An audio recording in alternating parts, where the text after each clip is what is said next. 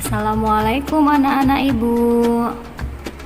Apa kabar semuanya? Semoga anak-anak ibu semua masih dalam kondisi yang sehat ya sampai pada hari ini. Sekarang kita akan melanjutkan materi Quran hadis kita. Dan pembahasan kita pada hari ini adalah surah Al-Falaq. Nah, anak-anak ibu yang di rumah pasti masih ingat kan dengan bunyi surah Al-Falaq? Pastinya masih ingat ya. Yuk langsung saja kita simak bacaan berikut. Bismillahirrahmanirrahim.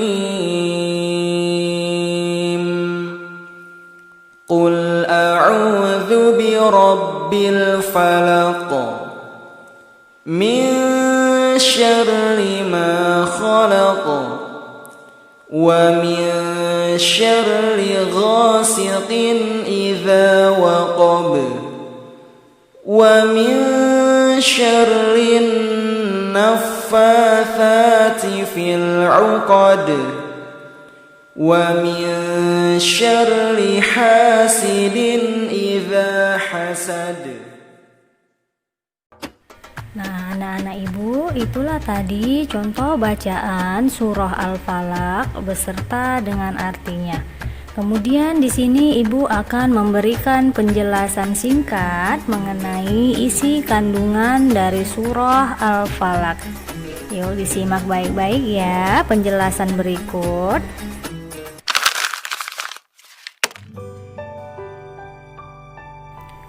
Nah, dalam ayat ini Allah memerintahkan kita untuk berlindung kepada Allah semata. Beliaulah yang mampu menghilangkan kegelapan dari seluruh alam mulai dari waktu subuh. Tentu mampu untuk melindungi para peminta perlindungan dari semua yang ditakutkan. Kita juga disuruh untuk berlindung kepada Allah dari segala kejahatan makhluknya. Makhluk yang bagaimana?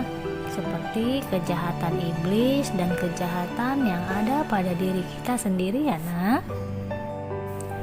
Nah, setelah kita memohon perlindungan secara umum dari semua kejahatan, kita berlindung kepada Allah dari beberapa hal seperti kejahatan malam secara khusus. Kenapa disebutkan malam? Karena kejahatan itu lebih banyak terjadi di malam hari ya nak. Banyak penjahat yang memilih melakukan perbuatannya itu di waktu malam hari, seperti pencuri, perampok, dan lain-lain ya. Begitu juga dengan binatang-binatang yang berbahaya. Mereka lebih sering keluar pada malam hari kan. Kemudian kita berlindung dari tukang sihir. Para tukang sihir biasa membaca mantra dan jampi-jampian. Nah, perlu anak ibu ketahui, sihir itu merupakan salah satu dosa dan kejahatan yang terbesar. Kenapa? Karena di samping syirik atau menduakan Allah, sihir itu bisa mencelakakan manusia di dunia dan di akhirat. Oleh karena itu, kita berlindung secara khusus kepada Allah dari kejahatan ini ya nak. Selanjutnya, kita berlindung dari sifat dengki. Dengki itu apa? Dengki kata lainnya adalah hasad. Nah, dengki dan hasad itu adalah membenci nikmat Allah atas orang lain dan menginginkan hilangnya niat untuk dirinya. Kedengkian dalam hati seseorang itu membahayakan orang yang lain ya. Orang yang hasad atau yang dengki akan mencari berbagai cara agar niatnya berhasil. Nah, sifat dengki tersebut juga bisa mengakibatkan orang jadi jatuh sakit, gila, bahkan meninggal. Oleh karena itu, kita pun berlindung kepada Allah dari keburukan ini secara khusus, dari keburukan sifat dengki ya. Ada juga orang yang dengki yang hanya menyimpan kedengkiannya di dalam hati, sehingga ia sendiri yang merasakan seperti gundah, gulana, dan sakit hati ya. Tapi tidak membahayakan kepada orang lain karena ini ada di hatinya sendiri.